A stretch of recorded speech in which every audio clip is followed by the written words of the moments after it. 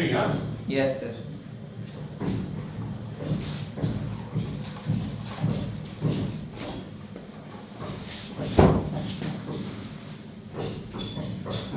Trigonometry जो है chapter, trigonometry में देखो, ट्रिगोनोमेट्री एक मैथमेटिशियन थे हिप्पीकस।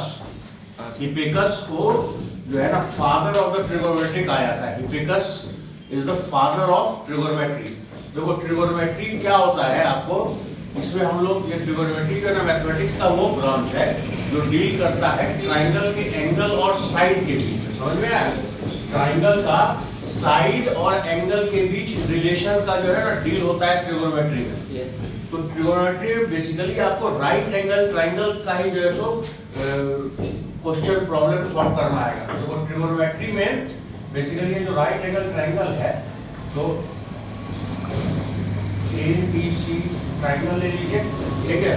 राइट एंगल ट्राइंगल है तो ये 90 डिग्री, 90 के ऑपोजिट जो है वो हाइपोटेन्यूज होता है H, ठीक है।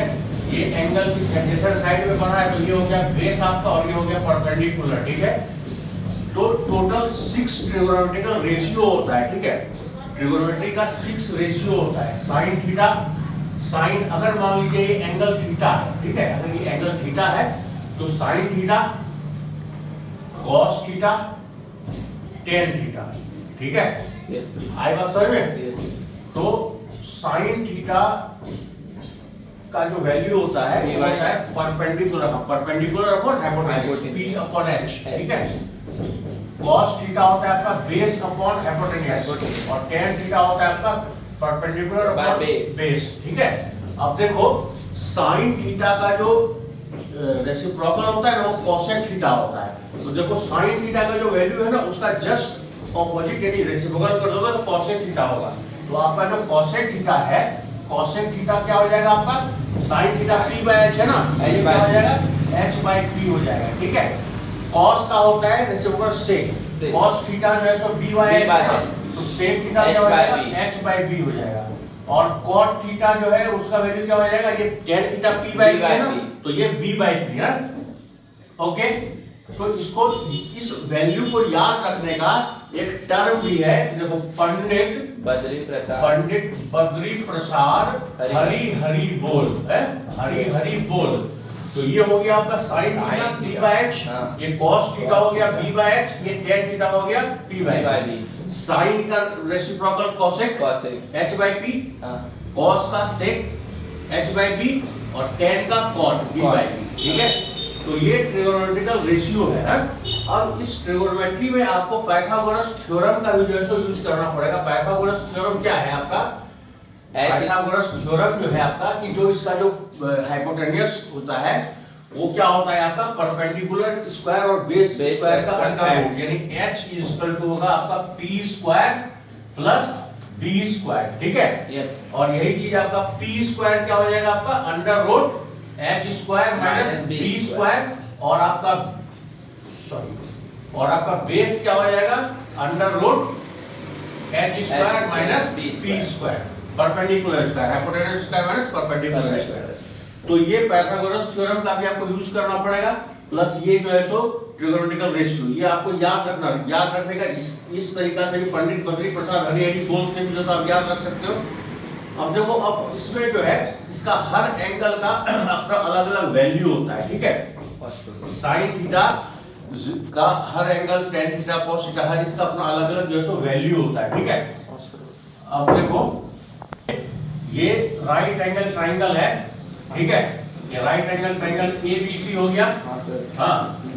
तो ये 90, अगर मान लो ये एंगल थीटा है तो ये एंगल क्या होगा, वो angle 90 minus theta, 90 minus theta, क्यों, क्योंकि sum of the triangle right angle होता है 180, तो ये हो जाएगा आपका 90 माइनस थीटा। अब देखो साइन थीटा P/H होता है ना, यस सर। तो साइन थीटा इस ट्राइंगल के साइड के हिसाब से क्या होगा, P/H थीटा लिए हम, देखो थीटा एंगल लिए है ना, थीटा कहां बन रहा है, यहाँ BC पे ऊपर, तो BC बेस होगा, तो साइन थीटा क्या हो जाएगा आपका P/H यानी AB अपॉन AC है, यस। AB upon AC। और cos थीटा क्या हो जाएगा आपका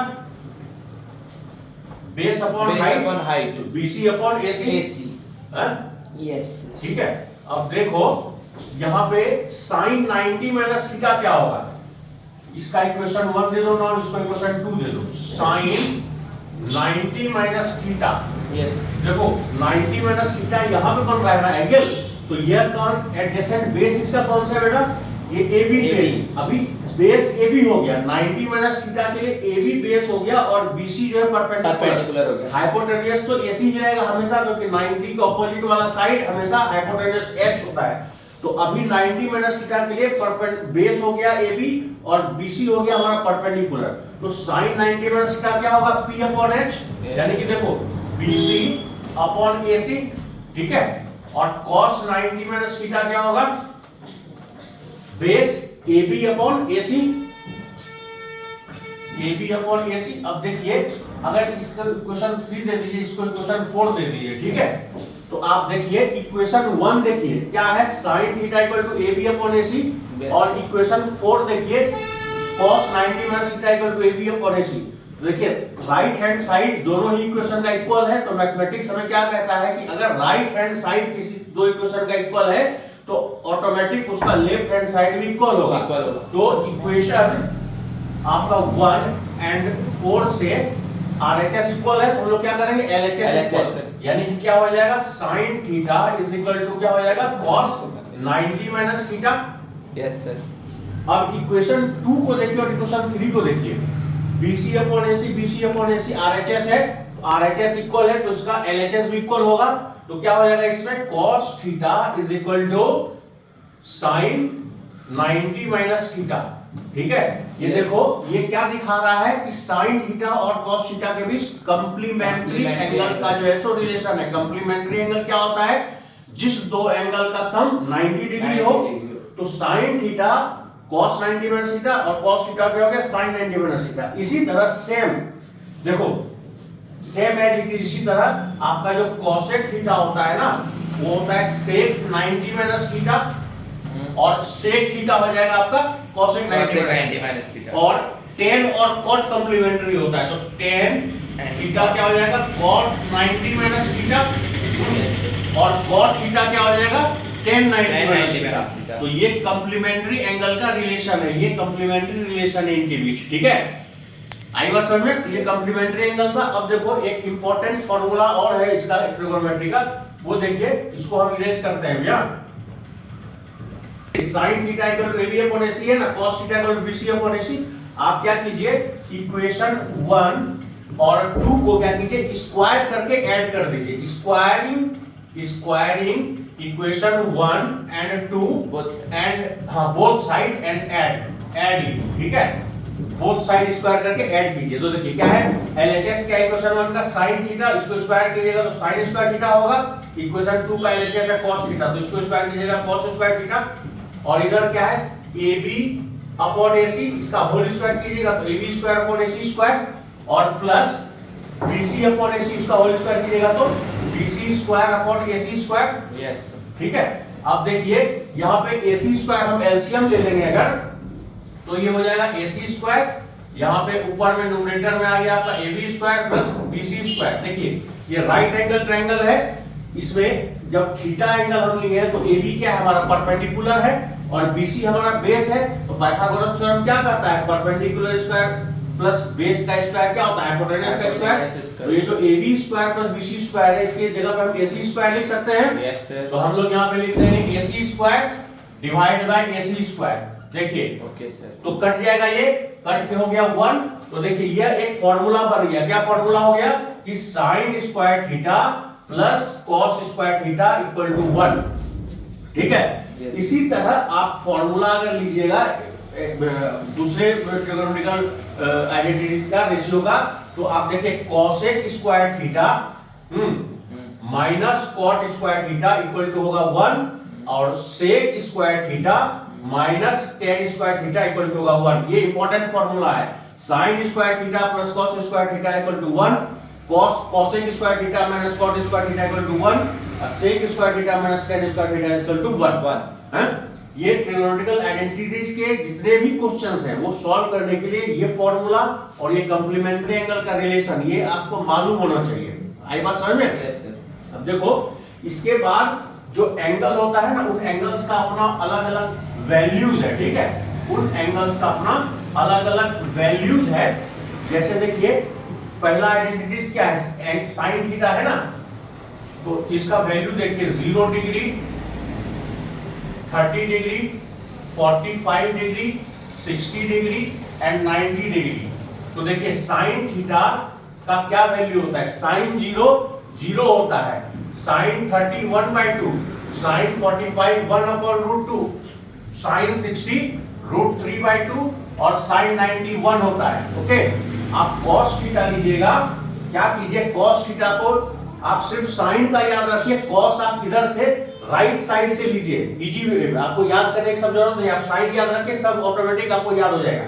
देखिए वो साइन 91 है ना, तो वो वैल्यू cos 0 का हो जाएगा, cos 0 1, cos 30 है ना, तो 60 लीजिए √3/2, ये 45 सेम जगह आ गया, तो cos 45 भी होता है 1/√2। अब देखिए यहाँ पे cos 60, तो cos 60 हो जाएगा आपका 1/2 और cos 90 हो जाएगा 0, ठीक है। अब tan थीटा देखो, हम तभी एक फॉर्मूला आपको बताना भूल गए थे, tan थीटा का एक फॉर्मूला होता है कि tan थीटा जो होता है ना, वो होता है sin theta divide by cos theta, ठीक है, और cot थीटा जो होता है ना, वो होता है cos theta divide by sin theta. तो अब tan थीटा है, तो tan 0 क्या होगा, sin 0 अपन cos 0, तो sin 0 देखिए 0 है, अब cos 0 क्या है 1 है, तो 0/1 है, तो 0 हो गया। ये देखिए ये 1/2, ये √3/2, 1/2 डिवाइड बाय √3/2 क्या होगा, 2 कट जाएगा, तो क्या हो जाएगा 1/√3, यहाँ पे 1/√2 1/√2, तो क्या हो जाएगा, इसका वैल्यू 1 हो जाएगा, √2 कट जाएगा, ये √3/2 1/2, तो इसका वैल्यू आपको हो जाएगा √3 है। Yes sir. अब देखिए यहाँ पे क्या है 1/0, 0 से डिवाइड करिएगा तो ये अनडिफाइंड होता है, ये क्या है अनडिफाइंड होता है इसका, ठीक है, अनडिफाइंड, तो ये वैल्यूज है।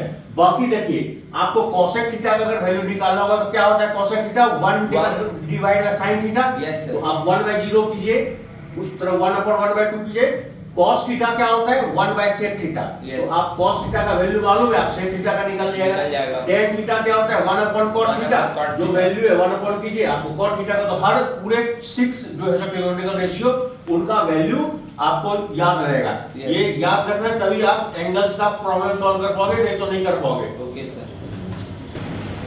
ट्रिगोनोमेट्री का एक इंपॉर्टेंट जो एप्लीकेशन है ना, एप्लीकेशन जो है ना ट्रिगोनोमेट्री का, वो एप्लीकेशन है हाइट एंड डिस्टेंसेस में, height and distances.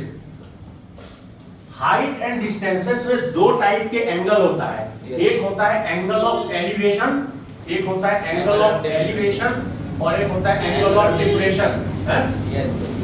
Angle of elevation और एंगल ऑफ डिप्रेशन, ठीक है।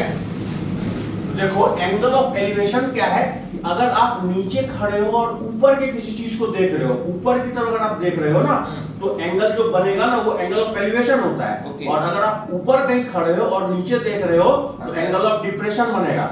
जैसे मान लीजिए ये एक टावर है, ठीक है, ये एक टावर है, आप यहाँ पे खड़े हो, ठीक है, यहाँ पे आप खड़े हो और आप इस टावर को देख रहे हो, तो यहाँ पे आपके आंखों पे जो एंगल बनेगा ना, ये एंगल मान लो थीटा है, तो यह जो एंगल बनेगा इसको कहते हैं हम लोग angle of elevation, angle of elevation कहते हैं इसको। आई बात समझ में? Yes sir. अब अगर मान लो कि आप यहाँ टावर पे खड़े हो, यहाँ पे आप खड़े हो और यहाँ नीचे आप देख रहे हो, यहाँ नीचे में कोई भी चीज है, इस चीज को आप यहाँ ऊपर में खड़े होकर देख रहे हो, तो ऊपर में खड़े होकर अगर आप देख रहे हो ना, तो आपके आंखों पे यहाँ एंगल जो बनेगा, आप तो ऊपर से देख रहे हो, तो देखो वो एंगल जो है ना बेसिकली यहाँ पे बनेगा, ये एंगल जो बनेगा ना इसको कहते हैं एंगल ऑफ डिप्रेशन, है। बट देखो आप अगर ऐसा इसको स्ट्रेट लाइन को एक्सटेंड करो, ये भी स्ट्रेट लाइन है, तो ये दोनों लाइन पैरेलल है, और यह एज ए ट्रांसवर्स इसको कट कर रहा है। तो अगर किसी दो पैरेलल लाइन को ट्रांसवर्स कट करता है तो अल्टरनेट इंटीरियर एंगल इक्वल होता है, तो जो एंगल ये ऊपर बना ना वही एंगल यहाँ नीचे बन जाएगा। आपको यहाँ लेना होगा, क्योंकि आपको क्वेश्चन क्या पूछेगा, आपको दे देगा कि टावर का लेंथ या हाइट, टावर का मान लीजिए कुछ दिया है h मीटर दिया है, आपको कहेगा कि टावर से उस ऑब्जेक्ट का डिस्टेंस निकालिए जिसको कि आप देख रहे हो, तो आप ये एंगल आपको पता चल जाएगा, आपको ये दिया हुआ रहेगा, आपको ये डिस्टेंस निकालना है। तो आप देखो कि ये रिलेशन किसके साथ आता है, ये रहा एंगल, ये रहा परपेंडिकुलर और ये रहा बेस, तो tan थीटा में p बाय b आता है, तो आप tan ले लो या आप cot ले लो, आप tan थीटा ले लो और tan थीटा में आप p बाय b निकालो। यहाँ पे थीटा का आपको वैल्यू दिया रहेगा, मान लो यहाँ पे 45 डिग्री का एंगल बना, ठीक है, 45 का एंगल बना, तो tan थीटा में आप 1 लिखोगे और ये परपेंडिकुलर, ये हाइट आपको दिया रहेगा, मान लो 4 मीटर दिया हुआ है, ठीक है, और ये रहा बेस, आपको बेस पूछा, तो बेस का क्या है, बेस क्रॉस मल्टीप्लाई हो गया, तो बेस क्या आया मेरा 4 मीटर। तो इस तरह से जो है सो आप ट्रिगोनोमेट्री के हाइट एंड डिस्टेंस का जो प्रॉब्लम है आप ऐसे निकाल सकते हो। एंगल ऑफ एलिवेशन दिया रहेगा या एंगल ऑफ डिप्रेशन दिया रहेगा, या तो हाइट पूछेगा या डिस्टेंस पूछेगा। आपको पूछेगा कि शैडो बन रहा है, आदमी का शैडो बन रहा है तो कितने डिस्टेंस से बनेगा, या टावर का शैडो बन रहा है कितने डिस्टेंस से बनेगा, तो इस तरह का जो है क्वेश्चन हाइट एंड डिस्टेंसेस में आता है। आई बात समझ में? तो ट्रिगोनोमेट्री का जो है आर एस अग्रवाल के बुक से वो सारा जो है 10, 11, 12 जो एक्सरसाइज है वो सारा जो सॉल्व कर लेने का, और ये फॉर्मूला सारा याद रखेगा तो ही जो है सो ट्रिगोनोमेट्री का प्रॉब्लम सॉल्व होगा, नहीं तो नहीं होगा, ठीक है। तो चलिए बनाना चालू कर दीजिए सारा जो है, ओके।